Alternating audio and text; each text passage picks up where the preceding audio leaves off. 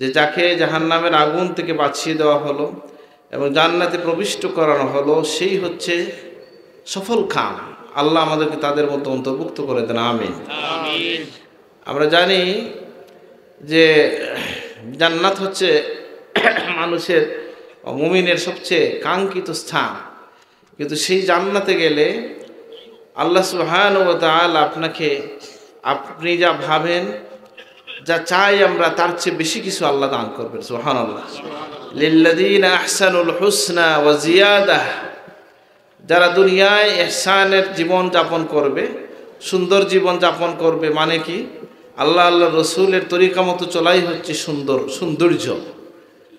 আমাদের নিজস্ব ভিক্ষার সৌন্দর্য না, যেটা আল্লাহ আল্লাহ রসুলের কথা মতো এতাআতের মধ্যে যে জীবন, সেটাই হচ্ছে সুন্দর জীবন। সেই জীবন যিনি যাপন করবেন, আল্লাহ তার জন্য আখিরাতে সৌন্দর্যের মানে জান্নাতের ব্যবস্থা রেখেছেন। ওয়া জিয়াদাহ, আর বাড়তি কিছু রেখেছেন। সেটা কি? হাদিস শরীফের মধ্যে এসছে যে আল্লাহ তাআলা জিজ্ঞেস করবেন, তোমরা কি চাও, আর কিছু চাও কিনা? জান্নাতীরা তো সন্তুষ্ট।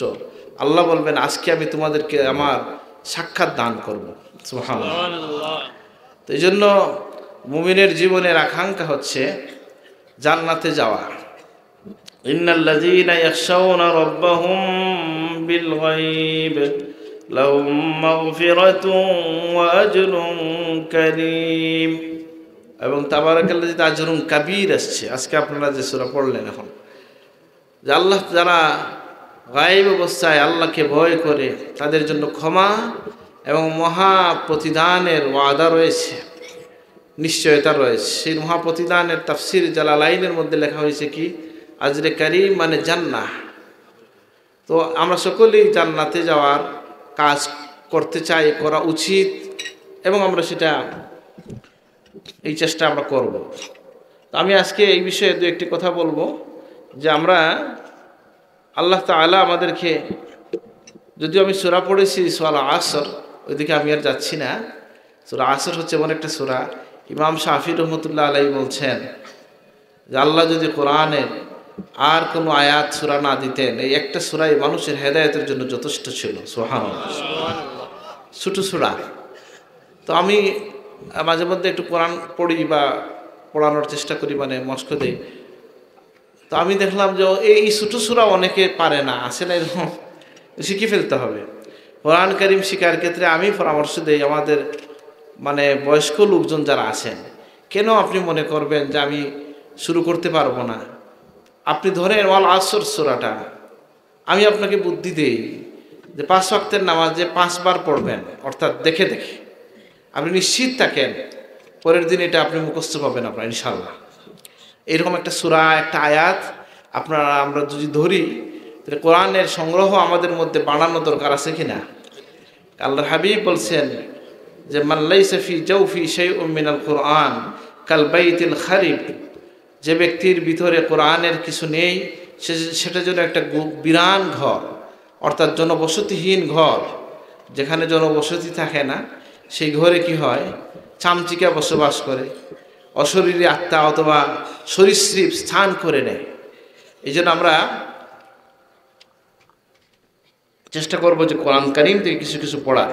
আমি আসলে এখন কিছু কথা বলবো এই উদ্দেশ্যে যে জান্নাতে যাওয়ার জন্য আমরা কি করতে পারি। সকাল সন্ধ্যায় আমাদের তাসবিহ আছে কি নাই?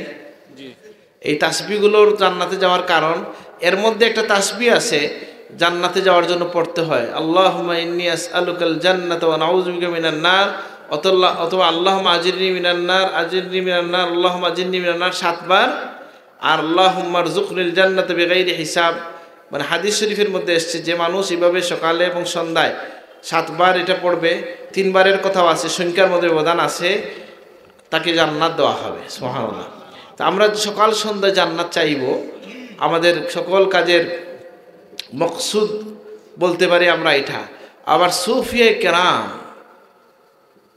তারা আবার একটু অন্যভাবে বলেন, এটা কোনো ভুল বার্তা নয়, এটা একটা দর্শন, এটা একটা মেসেজ।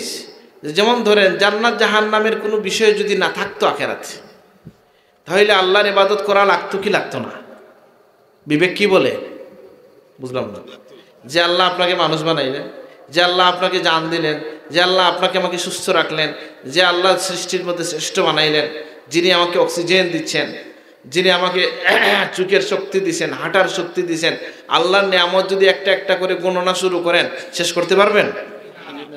তাহলে জান্নাত জাহান্নামের বিষয় না থাকলেও আল্লাহর ইবাদত করা ওয়াজিব হইতো। এটা হচ্ছে আহলুস ইরফান যারা, তাদের কথা। এই জন্য রাবিয়া বসরি থেকে একটা কথা এইভাবে বর্ণিত আছে, অনেক সময় এটা ভুল বুঝে লোকজন, যে তিনি নাকি একদিন পানি এবং আগুন নিয়ে বের হয়েছেন, মজজুবের মতো ছিলেন। লোকজন জিজ্ঞেস করছে, আপনি কেন আগুন পানি নিয়ে দৌড়াচ্ছেন? উনি বললেন, শোনো, কেউ জান্নাতের আশায় আর কেউ জাহান্নামের ভয়ে ইবাদত করে। আমি চাই জাহান্নামের আগুন, জান্নাত আগুন দিয়ে জ্বালিয়ে দিব, জাহান্নাম পানি দিয়ে নিভাইয়ে দিব। মানুষ তো ইবাদত করবে শুধু আল্লাহর জন্য। সুবহানাল্লাহ। এটা হচ্ছে রূপকভাবে বুঝিয়ে দেওয়া যে আমাদের ইবাদতটা আল্লাহর মহব্বতে হওয়া হচ্ছে সবচেয়ে কাঙ্ক্ষিত বিষয়। আর জান্নাত চাওয়া এটাও সুন্নত, আমরা এটা চাইব। আল্লাহ এটার কথা আমাদেরকে আহ্বান করেছেন, জান্নাতের দিকে আহ্বান করেছেন, নবীজি জান্নাতের জন্য দোয়া করেছেন। আর ওইটা হচ্ছে একটা মেসেজ। হ্যাঁ, এটা ইলমুল কালামের বিষয় বলতে পারেন, যে যদি জান্নাত জাহান্নাম নাও থাকতো তাহলে ইবাদত করা কি হইতো, তখন ইবাদত করা কি হইতো, ওয়াজিব হইতো। তো যাই হোক, আমরা জানি যে আমরা যদি জান্নাতের বাসিন্দা হইতে চাই কিভাবে হওয়া যায়। কিয়ামতের দিন ভয় থাকবে না কাদের? যারা জান্নাতি হবেন তারা কারা? ওলি আল্লাহ। বলে শুধু কি ওলি আল্লাহরা জান্নাতে যাবেন? বলে হ্যাঁ, সকল মুমিনই তো আল্লাহর ওলি। আলহামদুলিল্লাহ। আল মুমিনুনা কুল্লুহুম আউলিয়াউর রহমান। সকল মুমিন হচ্ছে আল্লাহর ওলি। সুবহানাল্লাহ। আমি অনেক জায়গায় এটা বলছি আর বলতে চাই না, কুলাউড়ার ওয়াজেও আমি এটা বলছি। তাহলে প্রশ্ন আসতে পারে আমাদের মনে, তাহলে কিভাবে একজন শাহজালাল রহমতুল্লাহ আলাইহি, কিভাবে একজন গৌসে পাক আব্দুল কাদের জিলানী হয়ে উঠেন? বলে এটা এই আকীদার কিতাবে এই কথাও আছে, ওয়া আকরামুহুম ইনদাল্লাহি আতওয়াউহুম ওয়া আতবাউহুম লিল কুরআন। এই মুমিন সকলেই আল্লাহর ওলি। আগায়ে যায় কারা? কোরআনের বেশি অনুসারী, অনুগামী যারা, তারাই আল্লাহর কাছে বড় ওলিতে পরিণত হয়। সুবহানাল্লাহ। তাহলে আমরা অলি আল্লাহদের ব্যাপারে আল্লাহ কি বলছেন?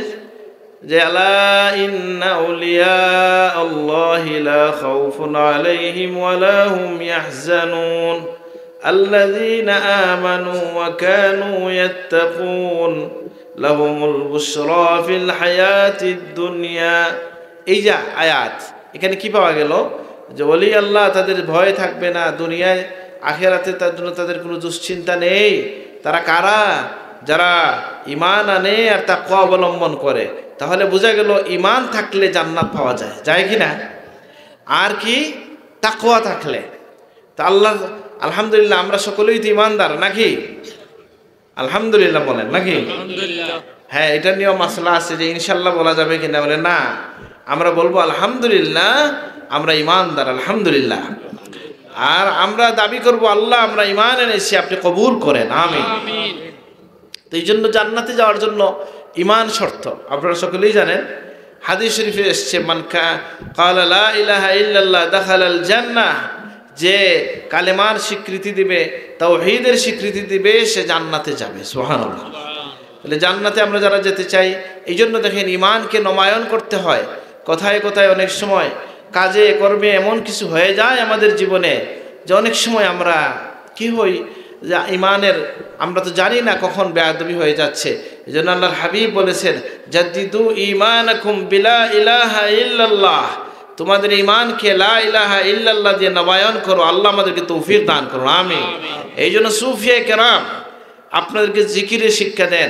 আপনার সাহাব যে চিশতিয়ার জিকির যে করাইতেন, এর মধ্যে লা ইলাহা ইল্লাল্লাহর জিকির কতবার বলেন তো? পরীক্ষা। এতে বোঝা গেল আমরা করি কিনা বোঝা যাবে। সংখ্যা তো জানা থাকতে হবে ভাই। 200 বার আমি বলে যাই। 200 বার হচ্ছে লা ইলাহা ইল্লাল্লাহ, ইল্লাল্লাহ হচ্ছে 100 বার, 400 বার, আল্লাহ আল্লাহ 600 বার, লা ইলাহা ইল্লাল্লাহ লা ইলাহা ইল্লাল্লাহ, তারপরে ইল্লাল্লাহ ইল্লাল্লাহ কতবার? 400 বার। আল্লাহু আল্লাহ আল্লাহু আল্লাহ কতবার? 600 বার। আর আপনি আল্লাহকে ডাকতে আপনার মজা বাড়বে না কমবে? এই জন্য সংখ্যাও বেড়ে যায়। আলহামদুলিল্লাহ।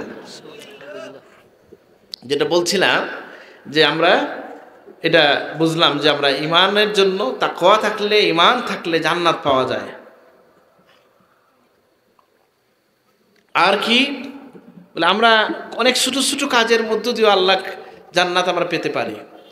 যেমন ধরেন আপনি যে রুগী দেখতে যান, কি হয় বলে আল্লাহর হাবিবের হাদিস হচ্ছে যে মানুষ রুগী দেখতে যায় অথবা কোনো আল্লাহর ওয়াস্তে কারোর সাথে দেখা করতে যায়, আল্লাহর ওয়াস্তে দেখা করা আছে নাই?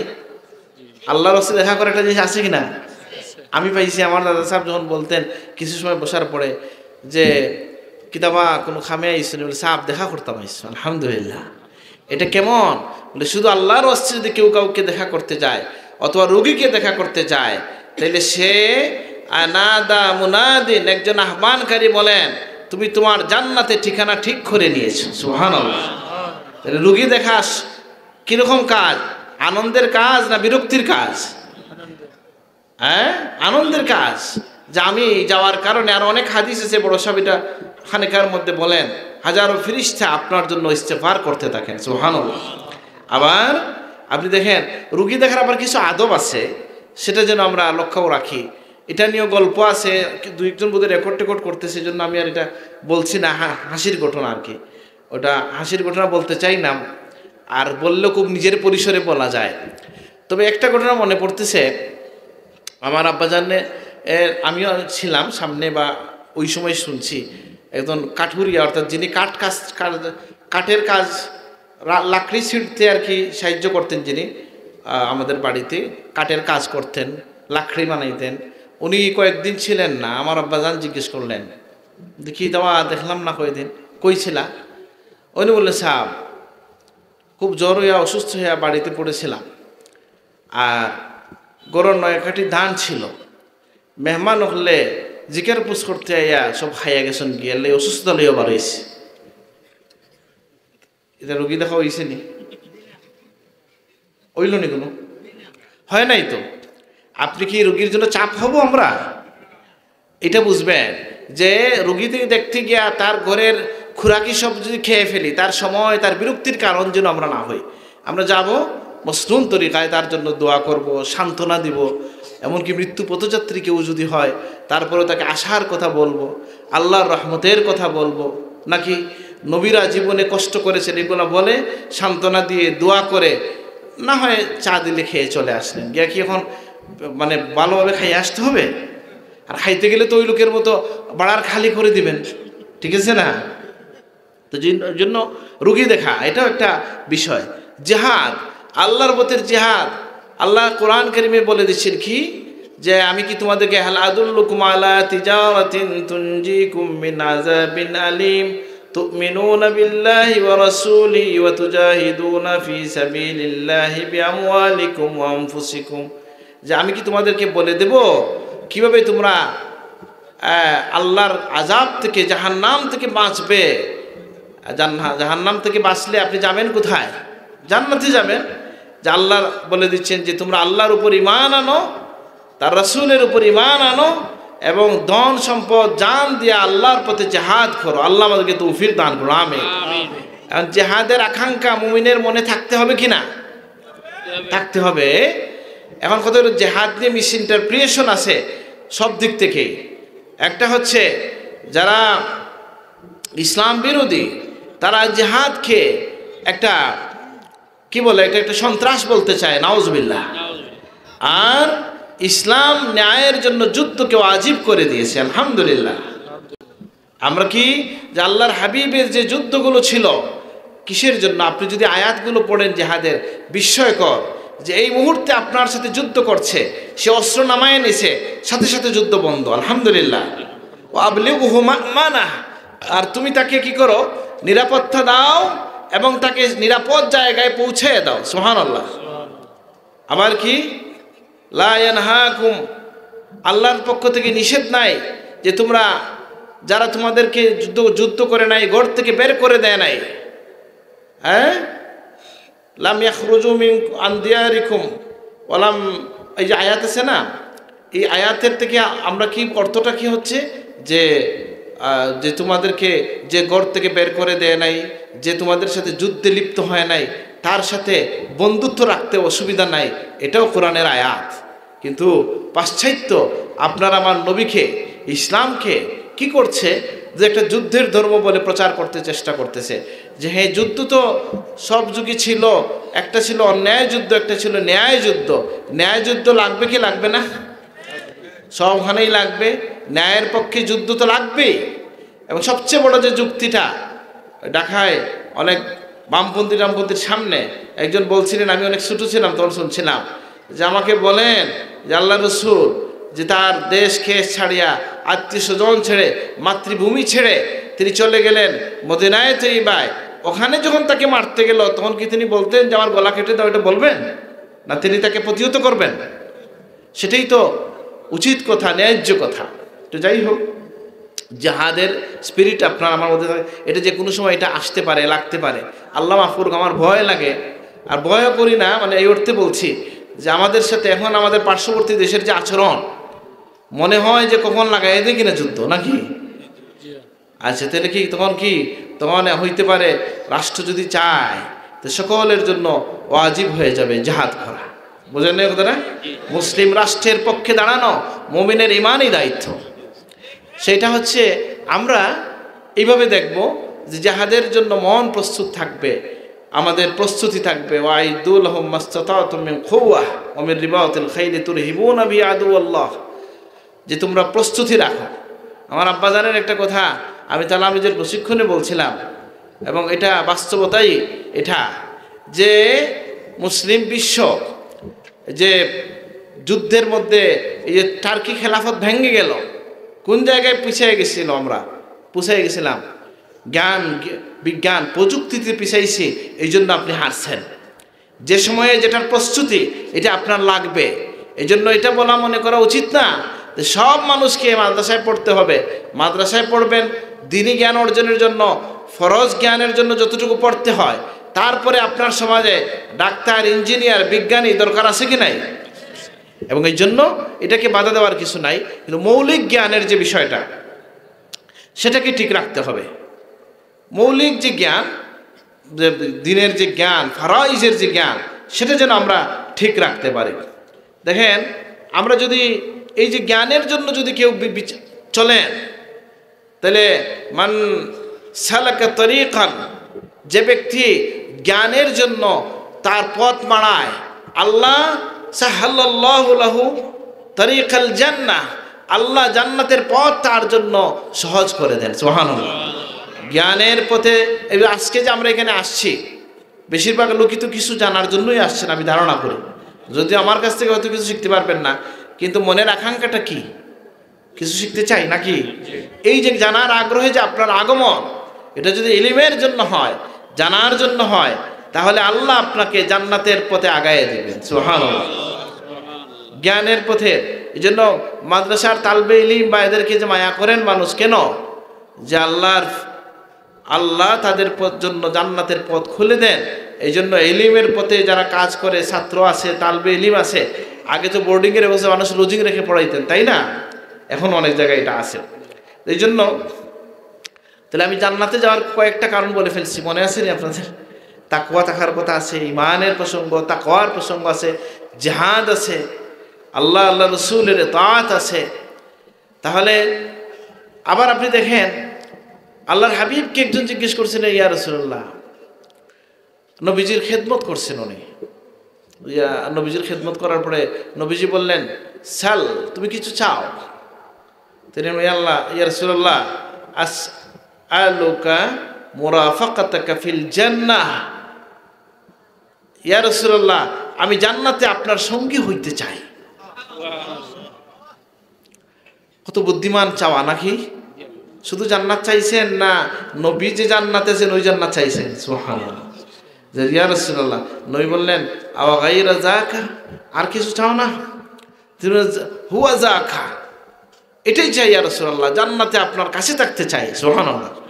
নবীজি বললেন আইনি আলা, হ্যাঁ তুমি আমাকে সাহায্য করো, বিকাসরাতি সুজুদ, বেশি বেশি সিজদা দিয়া তুমি আমাকে সাহায্য করিও। সুবহানাল্লাহ। আচ্ছা বলেন তো, আল্লাহর নবী যদি কারো ব্যাপারে সুপারিশ করেন কবুল করা হবে কিনা? মান যাল্লাযী ইয়াশফাউ ইনদাহু ইল্লা বিইযনিহি, কেউ সুপারিশ করতে পারবে না আল্লাহর হুকুম ছাড়া। তাহলে আল্লাহর হুকুম কে পাবেন? একজন যদি পান, তিনি কে? মানে এখানে সন্দেহ আছে? আসা আন ইয়াবআসাকা রাব্বুকা মাকামান মাহমুদা। আবার ওইদিকে আছে ইয়া মুহাম্মাদ ইরফা রাসাক সাল তুতা ওয়াশফা তুশাফা, মাথা উঠান, আপনি যেটা চাইবেন দিয়ে দেব, আপনি যার ব্যাপারে সুপারিশ করবেন কবুল করব। সুবহানাল্লাহ। আবার নবীজি বলছেন শাফাআতি লিআহলিল কাবাইর মিন উম্মতি, তাহলে নবীজি যদি সুপারিশ করেন এমনিই তো সাহাবীকে হাতে ধরে নিতে পারতেন, কেন বললেন সিজদার কথা? বলে নবীজি জানেন যে আমার উম্মতের মধ্যে পরবর্তী সময়ে অনেক মানুষ আসতে পারে যারা জান্নাতে আমার সঙ্গী হইতে চায়। আসে না এরকম মানুষ? আল্লাহ আমাদের সবাইকে আপনার হাবিবের সাথের জান্নাত নসিব করে দাও, আমিন। এখন যদি নবী তাকে বলতেন হ্যাঁ আমি তোমাকে নিয়ে যাব, বুঝেন নাই? কথা বুঝছেন কিনা? তখন এরকম মানুষকে তো বলছেন নবীজি, যেমন নবীজি বলছিলেন একদিন যে বেহিসাব কিছু মানুষকে আল্লাহ জান্নাত দিবেন। উকাশা দাঁড়াইয়া বললেন ইয়া রাসূলুল্লাহ আপনি দোয়া করেন আমি যেন তাদের মধ্যে হই। নবীজি এখানে এই কথা বলেন নাই, বলছেন আনতা মিনহুম, তুমি তাদের সাথে আসো। আলহামদুলিল্লাহ। কিন্তু এই সাহাবীকে বলছেন তুমি আমাকে সাহায্য করবা কিসের জন্য? বেশি বেশি সিজদার মাধ্যমে, সিজদা দিয়ে আমাকে সাহায্য করবা। মানে পরবর্তীতে কোনো উম্মত যদি আকাঙ্ক্ষা রাখে যে আমরা নবীজির সাথে জান্নাতে যেতে চাই, তাহলে বেশি বেশি সিজদা দিলে জান্নাতে নবীর সাথে থাকা যাবে। আল্লাহ আমাদেরকে কবুল করুন, আমিন।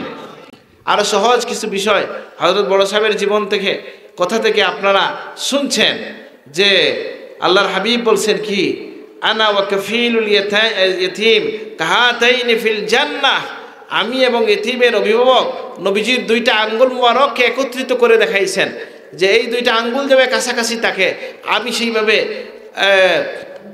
জান্নাতে এতিমের কফিল যিনি সে আমার সাথে এইভাবে কাছাকাছি জান্নাতে থাকবে। সুবহানাল্লাহ। আমরা এই যে ফুলতলিতে এতিম আছেন না, কয়েক হাজার মানে এতিম আছেন তো, আমি সংখ্যা ঠিক জানি না।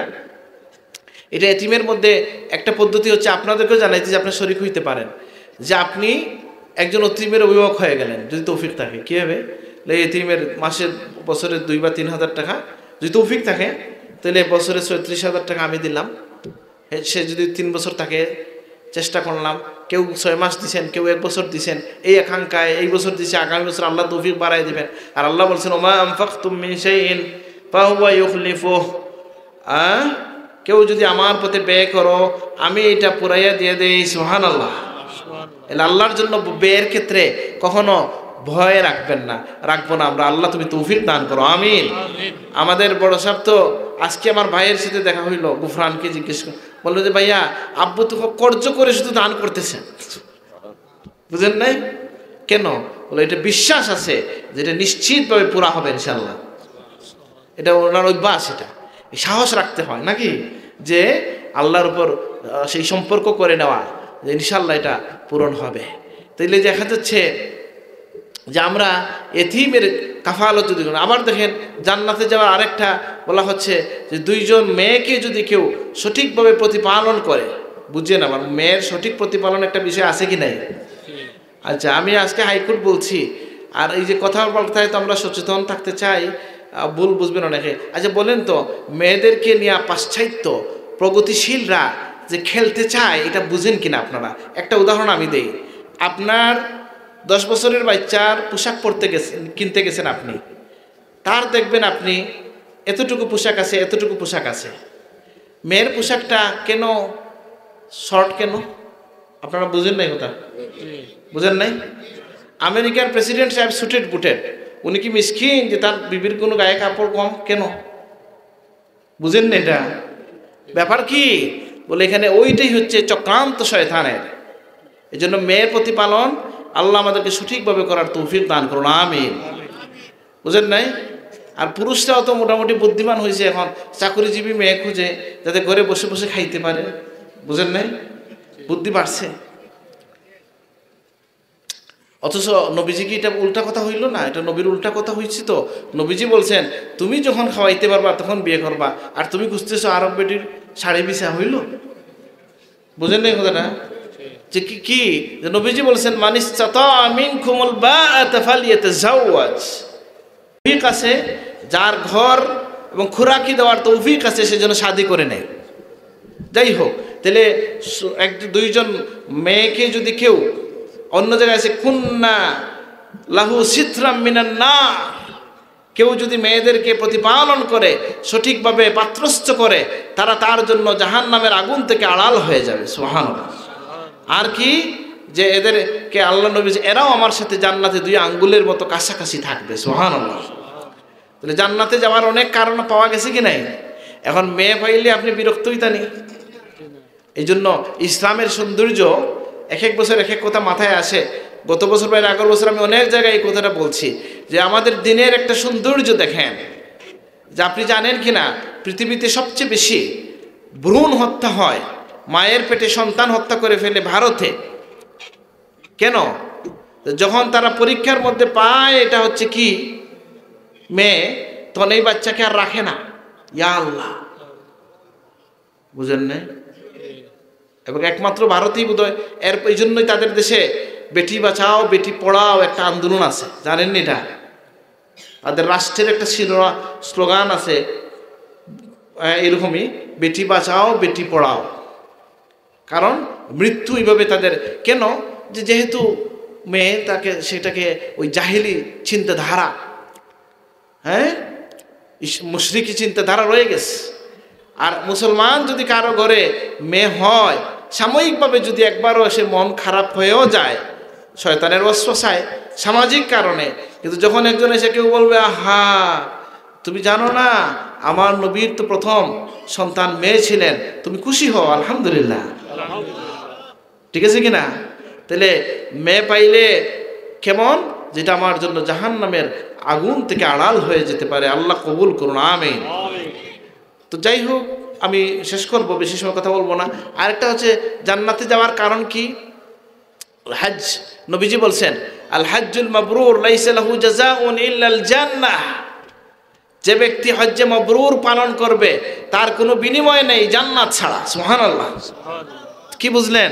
যে হজ্জে মাবরুর শুধু হজ না, হজ্জে মাবরুর যে লাম ইয়ারফুস ওয়ালাম ইয়াফসুক ফিহি রাজআ কা ইয়াউমিন ওয়ালাদাতহু উম্মুহু আও কামা ক্বালা আলাইহিস সালাতু ওয়াস সালাম মান হাজ্জা ওয়ালাম ইয়ারফুস ওয়ালাম ইয়াফসুক, যে ব্যক্তি হজ করলো কোনো পাপাচার অন্যায় করলো না,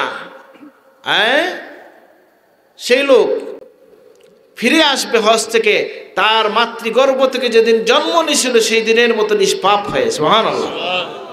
আল্লাহু আকবার। আমাদের অনেকের তৌফিক হয়েছে যাওয়ার, আল্লাহ তুমি বারবার তৌফিক দান করো, আমিন। কিন্তু আমি বলি ভাই হজ্জে মাবরুর করা তো কষ্ট আছে, আল্লাহ তৌফিক দিতে হবে নাকি? আর মোবাইল নিয়ে গেলে আর হজ্জে মাবরুর থাকবো নি?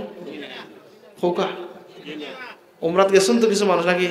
আফসোস, মানে আমি বলতেছি আমার হজ উমরার বিশাল ক্ষতি হয়ে যায়। আমি তো শুধু এক নসিহত করতে থাকি, যার কাছে যেখানে যাই রওজায়ে রাসূলুল্লাহর কিনারায় গেছেন, সেখানে গিয়া ওই লোক রাসূলুল্লাহকে সালাত সালাম দেওয়ার বদলে ভিডিও করতেছে, নাউজুবিল্লাহ। এখানে আদবের সাথে দাঁড়াবার জায়গা কিনা? সেখানে এই কাবাকে পিছন দিয়া বিবির কাঁধে হাত দিয়া সেলফি উঠাইতেছে। যিনি আমরা যারা নাউজুবিল্লাহ বলতেছি এরাও কিন্তু তুলবো, জানা রাখবেন। আমি একজনকে জিজ্ঞেস করছিলাম যে কেন ভাই ছবিটা কেন তুলেন? উনি বললেন স্মৃতি। আমি জিজ্ঞেস করলাম আমি তো স্মৃতির মানে আমার স্মৃতি রাখার তো খাদিম আছেন, আল্লাহর ফেরেশতারা এই ছবি তুলে রাখছেন যেটা জান্নাতে যাওয়ার জন্য আখিরাতের দিনে কাজে লাগবে, লাগবে কিনা? বলে আমার বাচ্চা বলছে একটু ইয়ে করে দিতে, একটু দেখাইতে নাকি? বলে ঠিক আছে আপনি দেখাইতে একটু সার্চ দিয়ে ইউটিউব থেকে দিয়ে দেন না, তাকে আছে কিনা সব কিছু। যেটা তা দিবেন। বাচ্চা তো বুঝে না যে তাকে, আর যে বুঝে তাকে বলবেন যে বাবা এখানে ছবি তুলতে আসছি কি না, আসছি নাকি, বুঝাই বলতে পারেন না। আবার দেখেন আপনি যখন ছবি তুলেন লাইভ করেন, অন্য মহিলা বা অন্য মানুষ কি এখানে সামিল হয় কি না, আপনি কি তার অনুমতি নিছেন? এগুলো কি জায়েজ হবে? এই জন্য আমি শুধু বলছি না, কাবার ইমামরাও, মদিনা শরীফের ইমামরাও এই বিষয়ে আলাদা খুতবা দিচ্ছেন যে আমাদের হজকে, এর প্রাণকে, রূহকে, এর হকিকতকে শেষ করে দিচ্ছে কোন জিনিস? মোবাইলের কারণে। অনেকভাবে, মানে কোনটা বলবো, মোবাইলের ফিতনা নিয়ে তো 1 ঘন্টা ওয়াজ করা যায়। শুধু হজে যা হয় লাগাইয়া রাখছে এই আপনার আজান, তার দেশের টাইমের আজান, আর ওখানে দাঁড়াইছে নামাজে, ওই সময় আজান দিয়ে উঠছে। এটা মোবাইলটা দরকার আছে এটা? আচ্ছা, মদিনা শরীফে আজান হচ্ছে, ঠিক ওই সময় সবার মোবাইলে একসময় আজান বাজে, এটার দরকার ছিল? এগুলো আমাদের জন্য পরীক্ষা না, বিরক্তির কারণ কি না বলেন? এই জন্য জেনে রাখেন যে আমরা যদি হজ্জে মবরুর আল্লাহ নসিব করেন আমাদের সবাইকে, আল্লাহুম্মা আমিন। আল্লাহর হাবিব বলছেন যে হজ্জে মবরুর যদি কেউ করে তার জন্য আপনার হজ হবে, জান্নাতে যাওয়ার কারণ হবে, এর বিনিময়ে আর কিছু নাই জান্নাত ছাড়া।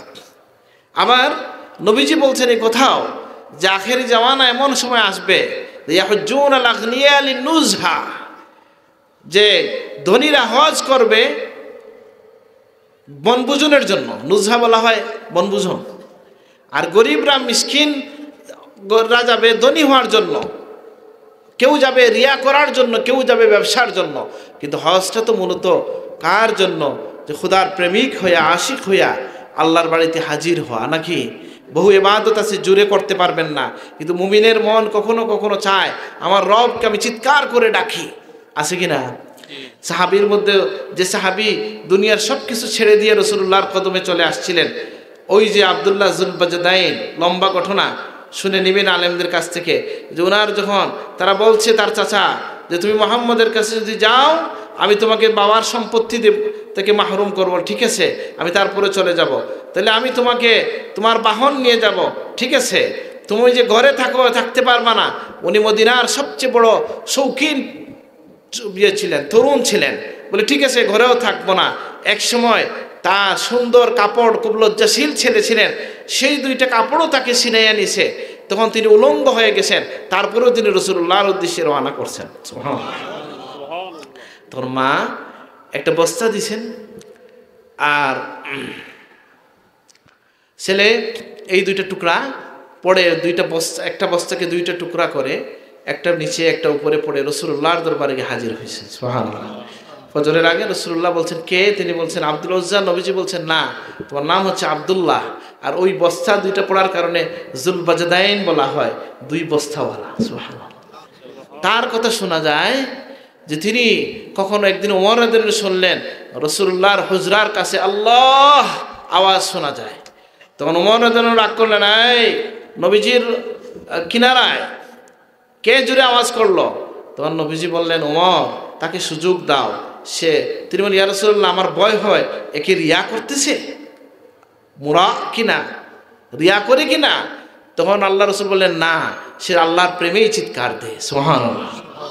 আল্লাহর নবী সাক্ষী দিলেন যে এই ছেলে আল্লাহর প্রেমেই চিৎকারটা দিচ্ছে। সুবহানাল্লাহ। লম্বা ঘটনা। ওই যে ওনার খবরে যে নবীজি উনি বলছেন, ইয়া রাসূলুল্লাহ আমি তো এক বিষয়ে কথা বলতে গিয়ে আরেক বিষয়ে চলে গেল, ইয়া রাসূলুল্লাহ আপনি দোয়া করেন আমি যেন যুদ্ধে শহীদ হয়ে যাই, জিহাদে। নবীজি বলছেন যে আল্লাহ কাফেরের তরবারিকে তার উপর হারাম করে দাও। তিনি দোয়া কবুল হইল নি? ওইছে কি হবে? উনি যুদ্ধের জন্য, জিহাদের জন্য গেছেন, আর জিহাদের রাস্তায় গিয়ে উনি মারা গেছেন। আল্লাহর নিয়ম হচ্ছে কোনো মানুষ যদি আল্লাহর পথের কোনো কাজে বের হয়ে মারা যায়, আল্লাহ এটার পূর্ণ সওয়াব কিয়ামত পর্যন্ত দিতে থাকেন। ওমান ইয়াখরুজ মিন বাইতিহি মুহাজিরান ইলাল্লাহ সুম্মা ইউদরিকুল মাউত ফাকাদ ওয়াকা আজরুহু আলাল্লাহ।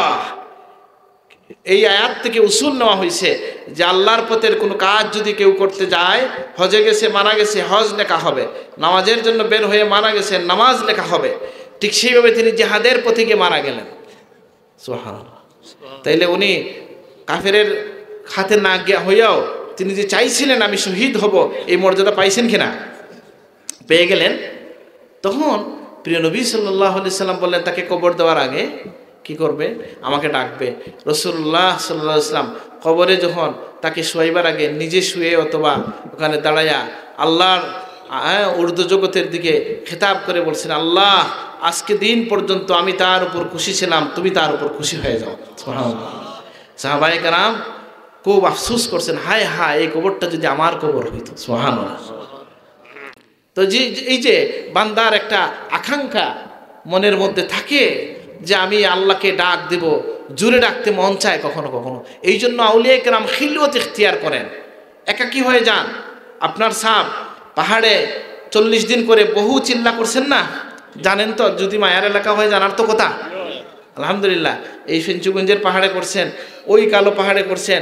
সাবের জবানে শুনছি যে রামপুরে তারা বিদায় ছুটির সময়ে চলে যাইতেন। দেখেন ছুটি কাটানোর পদ্ধতি এক একজনের এক এক রকম, কেউ কক্সবাজারে আর কেউ চিল্লার মধ্যে, বুঝেন নাই? তো সাহেব বলছেন আমরা তখন মঈনুদ্দিন চিশতি আজমির রহমতুল্লাহ আলাইহির ওখানে চলে যাইতাম, ওখানে চিল্লাহ গাহ ছিল, সেখানে তিনি চিল্লা করছেন। এটা সুফিয়া কেরামের ওয়াতাবাত্তাল ইলাইহি তাবতিলা।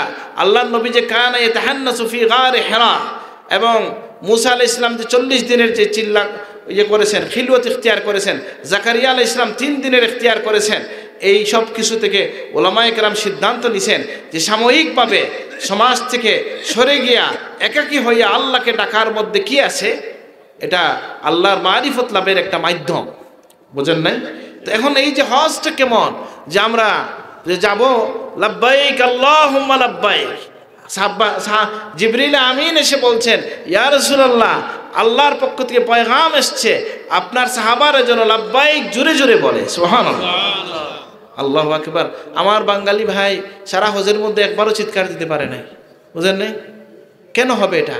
আপনি তো গেছেন এখানে আল্লাহকে আপনার ইশক ও মহব্বত দেখানোর জন্য, নাকি? আল্লাহ তৌফিক দান করুন। তাহলে হজ্জে মাবরুর যেটা, সেটা কি করে আমাদেরকে জান্নাত নসিব করে। আর অনেক কিছুতে জান্নাতে এখন আমি চলে যাব, যেহেতু এই জন্য আর লম্বা করছি না। যে মসজিদ বানাইলে মান বানা লিল্লাহি মসজিদান বানাল্লাহু লাহু বাইতান ফিল জান্নাহ আও কামা ক্বালা আলাইহিস সালাম, কেউ যদি একটা মসজিদ বানায় তাহলে আল্লাহ তাআলা তাকে কি করে? আল্লাহ তাকে জান্নাতে একটা ঘর বানায় দেন। সুবহানাল্লাহ। আবার আমাদের দেশে এখন মসজিদ বানানো সব সময় এগুলো হিসাব আছে, সব মসজিদকে আল্লাহর জন্য, ওই যে মান বানা লিল্লাহে, আল্লাহর জন্য। আর মাল লাগাইয়া মসজিদ করলা, অমুকের বাড়ির কাছে যাব না এই জন্য মসজিদ করলেন, নিজের নাম ফুটানোর জন্য মসজিদ করলেন, এক গ্রামে 9টা মসজিদ, এগুলা কি ঠিক? উদ্দেশ্য যেন এটা না হয় যে মসজিদ আল্লাহর জন্য হবে। আল্লাহ আমাদেরকে তৌফিক দান করুন, আমিন। অনেক জায়গা আছে যেখানে মসজিদ নাই, অথবা যেটা থাকলেও এটা কুড়েঘর আছে, সেটা বানানোর চেষ্টা করেন। যেখানে মসজিদ অনেক আছে সেখানে আর মসজিদ বিশেষ প্রয়োজন নাই, মানে উদ্দেশ্য যেন ঠিক থাকে। মসজিদ বানানো তো অবশ্যই ভালো কাজ। তা আমি আমার কথা শেষ করলাম যে আমি সংক্ষিপ্তভাবে জান্নাত লাভের কিছু কারণ বললাম। আল্লাহ আমাদেরকে এগুলো আমল করার তৌফিক দান করুন, আমিন। ঈমান আমরা এনেছি, আল্লাহ কবুল করুন, আমিন। আল্লাহ আমাদেরকে তাকওয়ার গুণে বিভূষিত করেন, আমিন। এতিমদের প্রতি আল্লাহ আমাদেরকে সদয় বানায় দেন, আমিন। দুস্থ এবং অসহায় মানুষের পাশে এবং রোগাক্রান্ত মানুষের পাশে দাঁড়ানোর তৌফিক আল্লাহ তাআলা দান করুন, আমিন। আল্লাহ আমাদেরকে হজ্জে মাবরুর দান করেন, আমিন। এইভাবে যে কারণগুলো আমরা বললাম, মসজিদ বানানোর তৌফিক, সারা জীবনে স্বপ্ন লালন করলে শেষ বয়সে আপনাকে আল্লাহ তাআলা তৌফিক দিয়ে দিতে পারেন মসজিদ বানানোর, হইতে পারে কিনা? তো এই ক্ষেত্রে বিদেশে ওই উত্তরবঙ্গে কত জায়গায় মসজিদের জন্য মানুষ হাহাকার করতেছে, আপনি দিতে পারেন। এখন সর্বশেষ একটা হাদিস বলে শেষ করব, যেটা আপনার আমাদের কারোর সাথে মিলবে না। যে আল্লাহ নবী বলছেন যে ওই মানুষকে আল্লাহ জান্নাত দিয়ে দেন যে মানুষ সাহাল বা ইয়ান মুশতারিয়া, মানে সে কোনো কিছু কেনাকাটায়, বিক্রির ক্ষেত্রে এবং কেনার ক্ষেত্রে, দুই ক্ষেত্রেই যারা সহজ, আল্লাহ তাদেরকে জান্নাত দেন। সুবহানাল্লাহ। এখানে বোধহয় আমরা সবাই একটু একটু আটকে যাব। আর মূলার কেজি যদি আপনি 20 টাকা থেকে 18 টাকা না আনতে পারেন, তাহলে তো বিবিরে গফ দিয়ে তো কৃতিত্ব করতে পারতাম না, বুঝলেন না? এটা কোনটা আমি বুঝলাম না। যে বেটা রাস্তায় বসে মূলা বিক্রি করেন, আলু বিক্রি করেন, ওনার কাছ থেকে 2 টাকা, আমি যদি বলি যে বাজারের রেট যদি আকাশ পাতাল হয়, সেখানে বার্গেনিং হবে, ঠিক আছে না? যেমন এরা 20-30 টাকার ব্যবধান জুলুম কেউ করতেছে ভিন্ন কথা, কিন্তু ফুটপাতের দোকানে গিয়া এখানে ওই লোক 22 টাকার আপনি 20 টাকা, এই জন্য এটা মোলামুলি চলতেছে, চলে কি না? আছে কি নাই? আমাদের এটা না হওয়া উচিত। আপনি যখন দিবেন যে আমার ভাই এটা থেকে লাভ করে তার পরিবারকে খাওয়াবে, আর উনি মনে করবে, যিনি বিক্রি করবে, ঠিক আছে আমার বাইরে থেকে 2 টাকা কম লাভ করলাম, এই দুইজনকেও আল্লাহ জান্নাত দান করেন, সুবহানাল্লাহ। তো আমি সংক্ষেপে যেগুলো পারলাম বললাম, আল্লাহ তাআলা যেন আমাদেরকে দুনিয়ায় জান্নাতের পথের প্রতীক হওয়ার তৌফিক দান করেন, আমিন। আলী রাদিয়াল্লাহু আনহু বলছেন মানুষ দুই প্রকার দুনিয়ায়, আবনাউল আখিরাহ আবনাউদ দুনিয়া, যারা হচ্ছে আখিরাতমুখী, কেউ হচ্ছে দুনিয়ামুখী। আল্লাহ আমাদেরকে আখিরাতমুখী করে দেন, আমিন। আপনাদের হুসনুস সামত ওয়া সামা, অত্যন্ত সুন্দর হয়ে বসা এবং এই শ্রবণকে আল্লাহ কবুল করুন, আমিন। ওয়া আলাইনা ইল্লাল বালাগ। আসসালামু আলাইকুম ওয়া রাহমাতুল্লাহ।